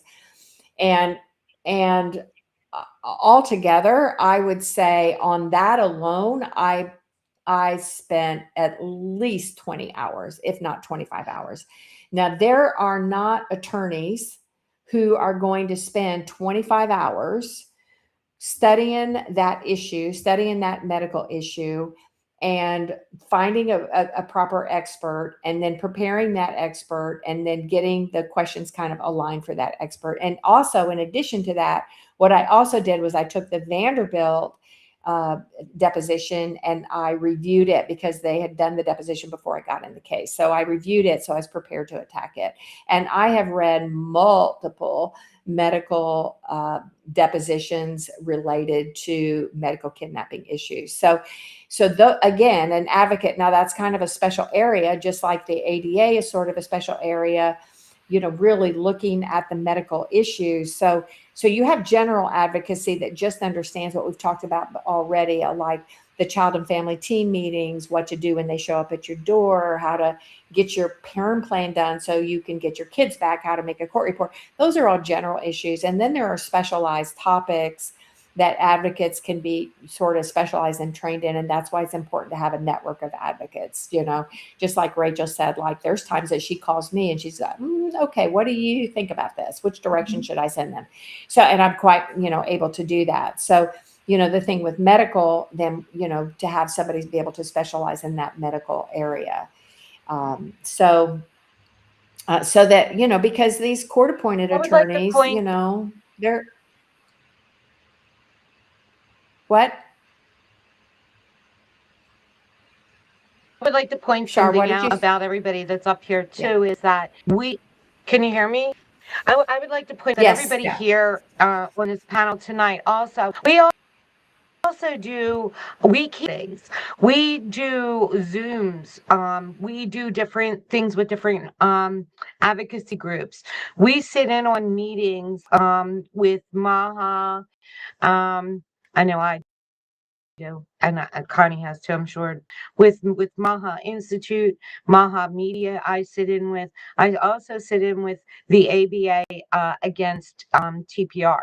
So we also do workshops and things like that. So we stay in the loop and keep ourselves educated and along with everything. Also, we're not just here, just to be on a podcast. Okay, we work.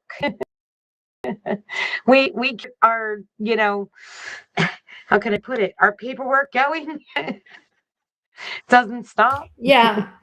And to follow up on that, for example, I have a relationship with the MAHA Institute advocate for Tennessee, and she invited me to come up to Washington in May, where the MAHA Institute had a very special all-day panel for the use of psychotropic medication for foster children, which is another area for advocates to discuss. But they have this whole day program. It was actually very good. Well, about the end of the day, Alex Adams was there, and he was on this panel.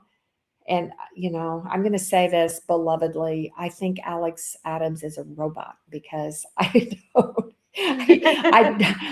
don't get him. I just don't get him. But anyway, I'm going to pretend there is some sincerity there. So Alex was on the panel, and Shar was watching and like following me around the room by video. But I went my way up to Alex and I said, Alex, I says, we can't get a law passed. We can't get a law. If you can get President Trump to do an executive order on the administration of psychotropic drugs for children with certain restrictions and oversight, and then you write, once we have an executive order, if you write a technical guidance and you put that out to all the Title IV agencies, then us people out in the field have something that we can work with, because we can say, hey, you know, there's an executive order and we may not get your Title IV money. And so he says, do you have that written? And I said, of course I do. So he did hook me up with somebody in his office. I did send those to him, but like I said, I'm not sure. He might be a robot, because although he looks like he's working very hard, we're not getting responses on that program that we did in May. I mean, in May, it was a punch program. I mean, it was where people got up and talked about how horrible the psychotropic medication was for foster children, and we've done nothing. So, but that's a whole nother area where an advocate can help, because I just reviewed one child's records. Oh my gosh. It was horrible what this poor child, who they started on psychotropic medications at 9 years old and put him in a psych ward. And they had him on about 5 different medications, but they would start and stop them like randomly. Like there was absolutely no oversight, and nobody ever went back to check on him. That's torture. That's absolutely torture. And a child is a ward of the state. I mean, they gave my son 13 vaccines without our consent. They forced him through a full skeletal survey without our consent. They gave him an anal wink test, which is for sexual abuse, when there weren't even any allegations of sexual abuse. My son is not even 2 years old at this point, okay? Like, that is child abuse, right? What you put this 2-year-old kid through, not even a 2-year-old kid through. So, I mean, they have no regard for these kids.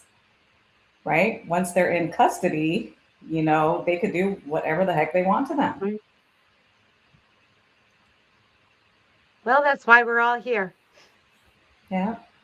All of us. Does anybody else have questions out here that you guys want to ask before we wrap this up? So we're approaching the 2-hour mark here. So I see, so he's given us poking a lot of ADA stuff in there. I'm making a few notes of what he's saying. I'll go back and read the comments again later. I can get you know what, Connie, I'll give you his contact information and you can talk to him if you'd like. Absolutely. Henry's a machine. Absolutely. Yeah. So he's talked about a couple different things, which is the 42 USC ADA code, and then also CFR, which is the Code of Federal Regulations. And I'm just going to put this out there so people can kind of understand it, since we're sort of in education mode here anyway. So the U.S. Code is what Congress passes, okay? Those are the laws that Congress passes. Once Congress passes a law, typically somewhere in that law, there's a sentence that says that the agency can enact or pass rules and regulations for the enforcement of the law. So what happens is then it goes to HHS, which is Health and Human Services, or Administration of Children and Families. And in Administration of Children and Families, they start writing rules and regulations, and then those are codified under the CFR. Now, there's a very same thing. So 42 USC 671, 672, and 673 are the CAPTA and ASFA, and then the CFR is different. CFR is in also 28 CFR. I don't have that number off the top of my head, but we ultimately want to be well versed in that, because we want to be able, they use certain judicial cliches such as best interest of the child, contrary to the welfare of the child. substantial risk of harm, right? They just throw out all these words without circumstances. Exigent circumstances. They throw out all these words without true definitions. And so we need to continue to challenge them on what those cliches are and what the actual definitions are. So yeah, y'all are awesome. And, we have much work to do, but getting this bill passed, this very simple congressional bill, and what you can do, what everybody needs to do, if you don't have it already, is you need to go to congress.gov and find your congressperson, and you need to put them in your phone. You need to put their phone number and you need to put their email. And you need to be willing to make a phone call. They have to register every phone call that comes into the office, and they have to tell their congressman what happened. They have to report every week what happened, who contacted the office, what are they talking about, etc. So your communication makes a difference. Only it's not going to make a difference if we have 1 or 2 or 3 or 4 or 5 people. But if we have 70,000 people call their office, it will make a difference. Mm-hmm. All right. I do want to say this. Hold on, Darren. Connie, I don't know if this will help your bill or not. You might want to look into it. I believe it's the United States Supreme Court bill. Please double check. I couldn't find it. I've been looking for it. I believe it's the NAACP versus Button. And that gives people like us not so much the authority, but the permission to help people without being charged for practicing law without a license. So I would definitely look into that. I'm pretty sure it's NAACP versus Button. I know it's an NAACP case. Yeah, I know a little bit about that, and it really talks about the distinguishing between advocacy and public advocacy versus legal representation. Yeah, so thank you for bringing that up. I have looked at it before, but I will look at that again. Charlene, you got anything that you want to throw out for some last words here? We'll go up to Rickett and we'll get us out of here.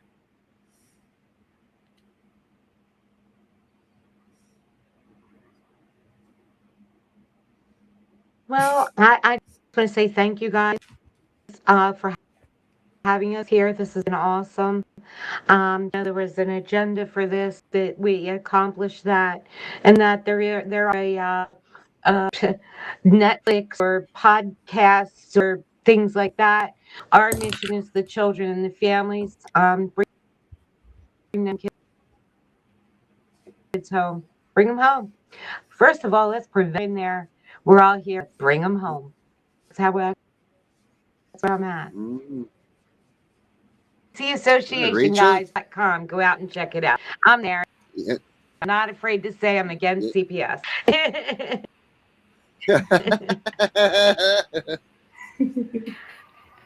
That's why I'm in trouble now, because of my mouth and what I do. Guilty. Yep. Yep, agree with everything the ladies have said. And, I never knew such a system existed until it happened to me. And I tell everybody, like, if it could happen to me, it could happen to anybody. So, when you see, foster care is the Make-A-Wish Foundation. I grew up in church where foster care, you're rescuing all these children. It's the most beautiful thing. And I always think about what would a foster family be told about me and my case, right? And my children.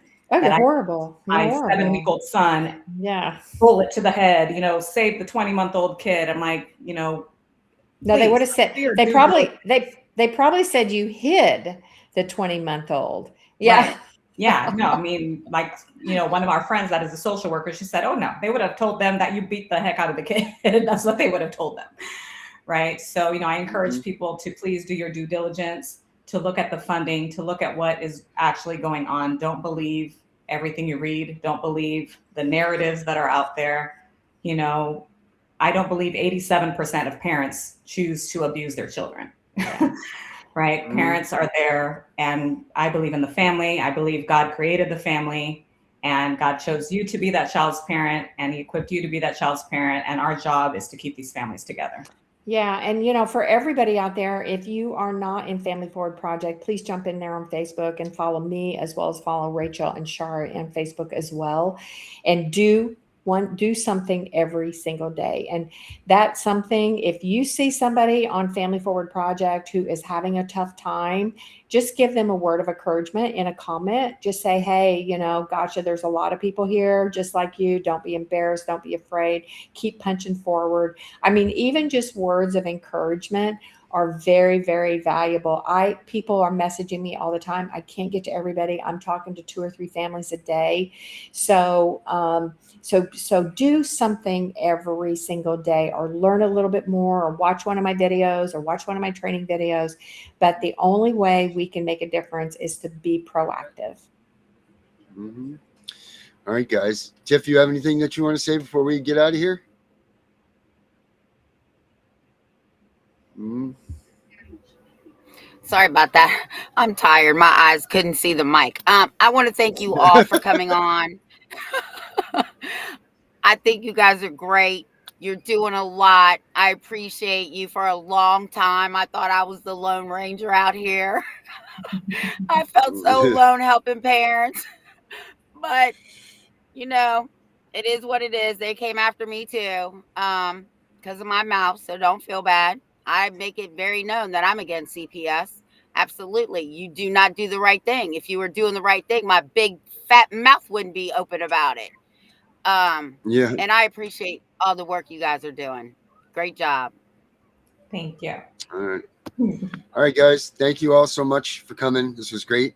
And it's real. So we could stop that. We could put the kibosh to that. This thing is real. It's working. So make sure you guys call your local senators, your congresspeople, tell them that you want this stuff to go through. Connie, Rachel, Shar, thank you all so much. Look up this stuff. Look up their books. Look up other things. And guys, keep keep Alex in your prayers. We got to find him. He's missing for 4 months, guys. So let's keep him in our prayers. Have a good night, everybody. Mama cried while the children screamed. Nothing was the way it seemed. One signature, one judge, one file, and they tore that home apart in a little while. They say it's justice, say it's care, but too many broken hearts are lying there behind those doors where no one sees. Families fall down to their knees. Paper chains and courtroom walls, children crying down the halls. They take the baby, split the blood, and drown the truth beneath the flood. Money moves while the parents pray. Another child gets taken away. Voices silenced, lives destroyed, while hope gets treated like a toy.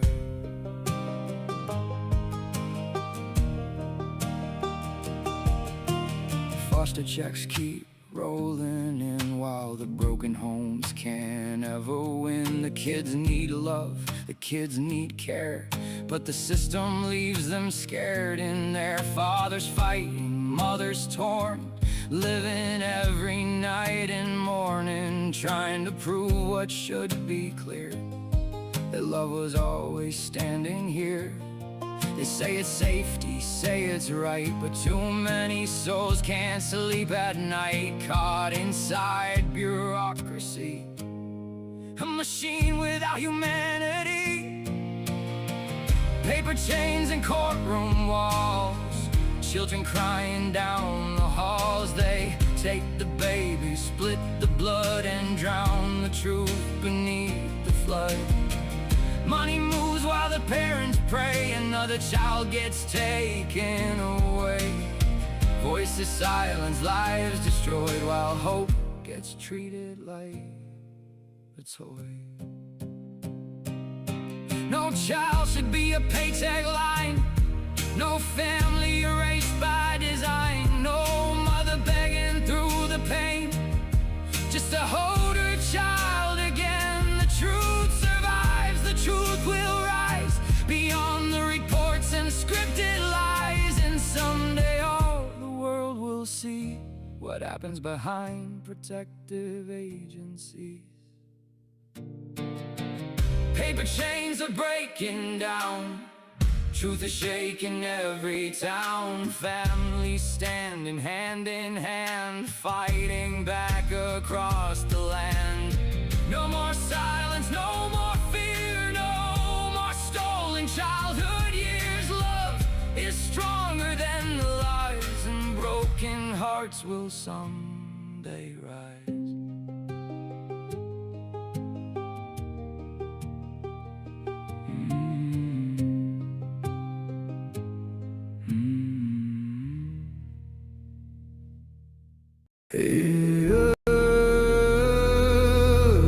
They said don't fight the system.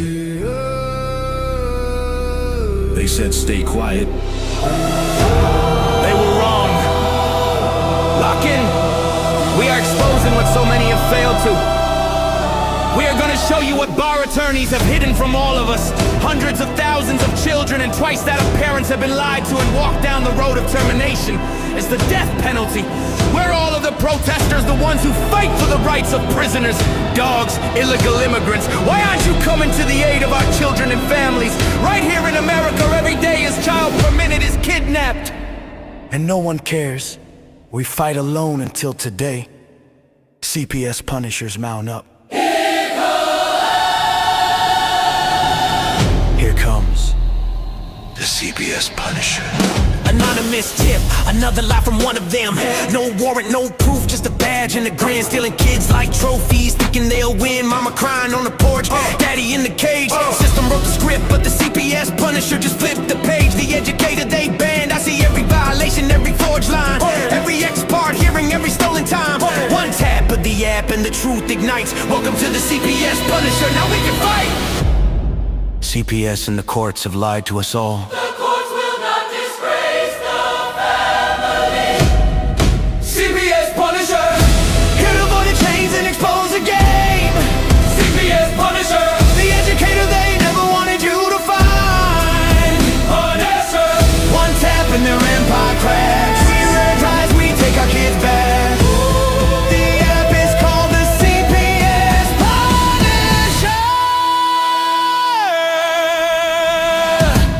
I'm the cape in the shadows, the skull in the night, the binder full of secrets and weapons you all need. Ab initio, watch me void that lie. Fourth Amendment armor, watch the tyrants cry. Falsified drug test gone in a flash. I see Tevio, warrior, due process king. Every parent hero when the hotline rings. I call it justice. Download the truth, now the system busts us. From the courtroom to the streets, hear the battle cry. The CPS Punishers arrive. Kiss your bar asses goodbye. They tried to silence us, now we're the loudest voice in the room.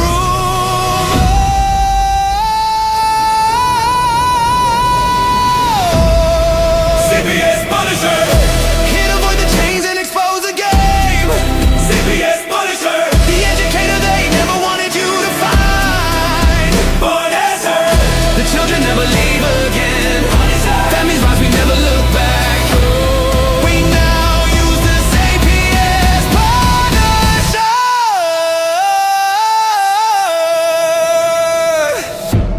This ain't revenge, this is reunification.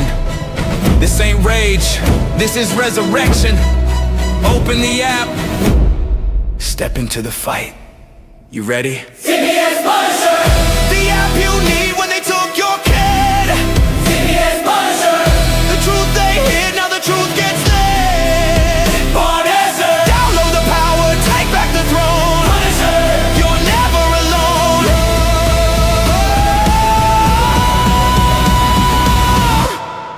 CPS Punisher, the educator they never wanted you to find. Void complete, family restored. The bar is finished, the Constitution will prevail. Judges do what's right. Treason is your penalty.